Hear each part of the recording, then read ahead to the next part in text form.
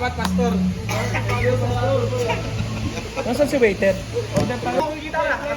Walang gitara. Tips and tricks sa inyo kung paano hindi mapitigan dito sa Roas Boulevard na to. Anong balak mo dyan kay Jerox? Mas maganda kasi kung X-Max talaga gagawin. Ay, oo. Yung gawin as anti-pusa cover yung dati yung seat cover. Yup, sobrang init mga buddy. Papunta tayo ngayon ng Manila para magpaayos ng ating upuan. Dahil nag-comment na si Boss Batosay na gawin na daw yung upuan ni Jerox dahil papalapit na ang takbo namin sa Scooter King Endurance Challenge. So tara, samahan nyo ako, biyahe tayo papuntang Boss Batosay dun sa Manila. Let's go! Traffic gar! Okay!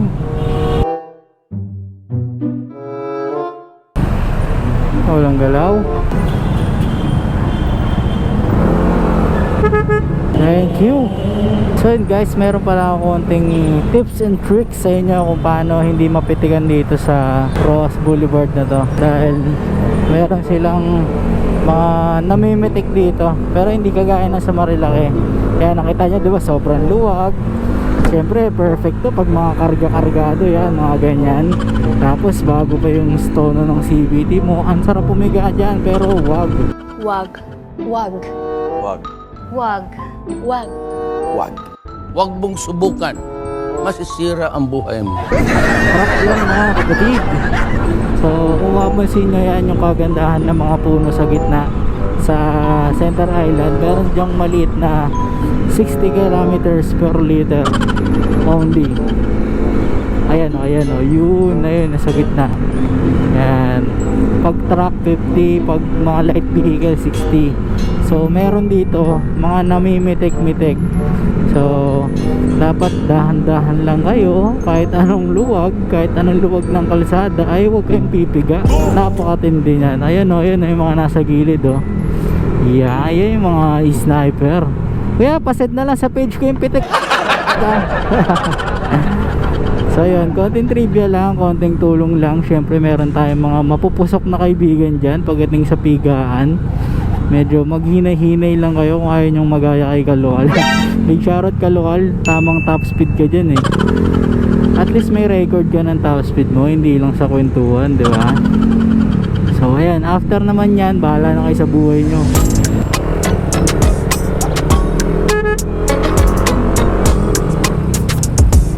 Dali. Awit. Awit.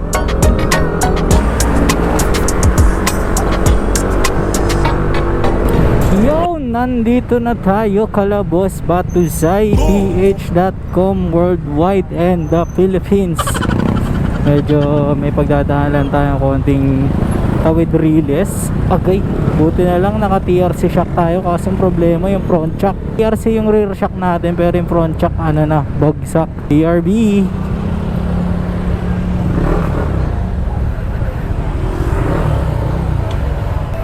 What's up, Monching? Kasama natin si Monching. Ayun o. Anong balak mo dyan kay Jerox? Palitan natin seat cover. Tapos lagyan natin sandalan dito. Yun yung gusto ko. Para kay salted caramel lang. Oo. Nandito lagyan namin. Kasi ano, mas maganda kasi kung X-Max talaga gagawin. Ay, oo. Ano, feeling ko hindi upuan papalitan natin. Motor na. Ang galing! Ang galing!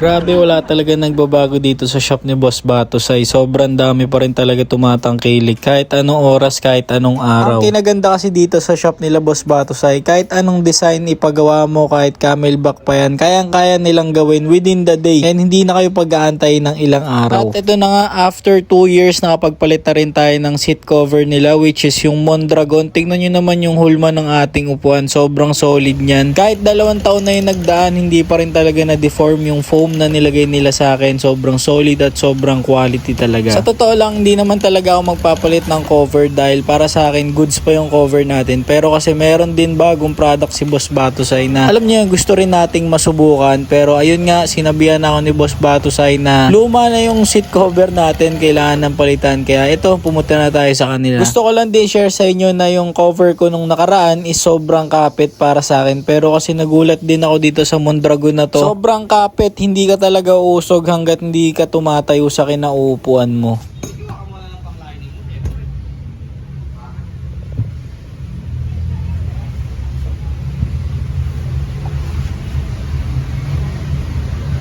Grabe yung hulma ng upuan natin, hindi nagbago since day 1. Tandaan nyo, 2 years ago na yan, pero grabe ko kung gamitin yung upuan na yan, pero wala nagbago sa foam niya. Sobrang solid.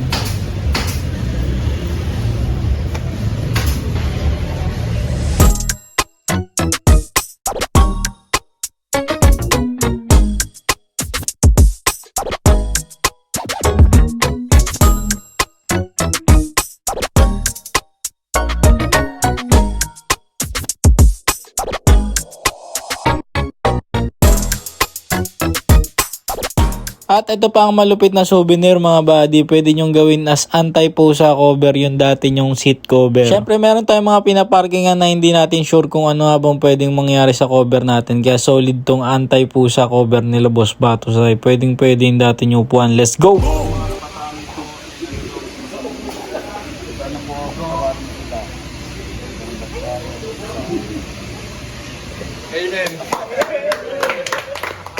Galing. Salamat, Pastor. Nasaan si waiter? Order tayo. Ayun o. Hindi yan. Parking ba yan? Walang gitara. Walang gitara. Snaboy. Yes, sir.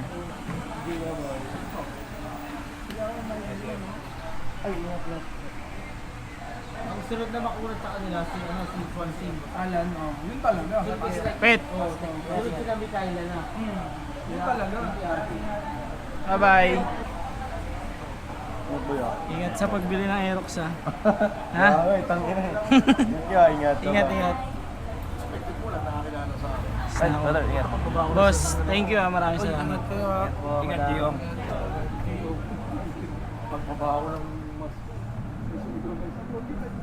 So yun guys, pauwi na tayo galing kala Boss Batusay and medyo nagkaroon lang tayo ng konting salo-salo kasama yung mga kasama natin sa para-clothing. So big shoutout nga pala, maraming salamat Boss Batusay sa puwan natin dito kay Jerox. Pero kasi meron pa talagang isang kulang dito kay Jerox, yung pinaka tono ng takbo niya, kasi sa ngayon wala pa rin talaga.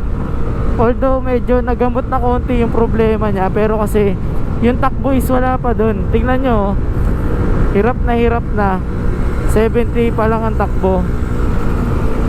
Kahit straight pa yan, no, hirap na hirap yung makina ni Jerox.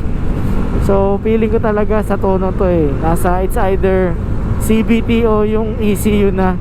Pero kailangan natin tonohin kasi pag nag-April na, ilang araw na lang endurance na natin. So hindi pwedeng tumakbo si Jerox ng ganito, kung hindi hindi magiging okay yung takbo natin and baka magka-aberya lang. Once again, maraming salamat Boss Batusay sa pagpapalit ng ating upuan. Sabihan pa nga ako nila Monching, bakit sobrang tagal ko hindi bumalik, pero kasi sabi ko all goods naman yung motor ko, wala namang kailangan palitan. So Boss RJ, maraming salamat sa pa-food trip mo.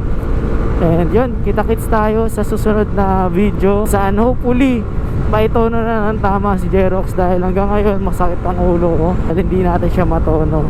So yun lang guys, maraming salamat sa suporta. Sana okay na ang ating takbo, dahil hindi talaga siya okay. So yun lang guys, kita-kits tayo sa susunod na video. Maraming salamat, paalam, peace.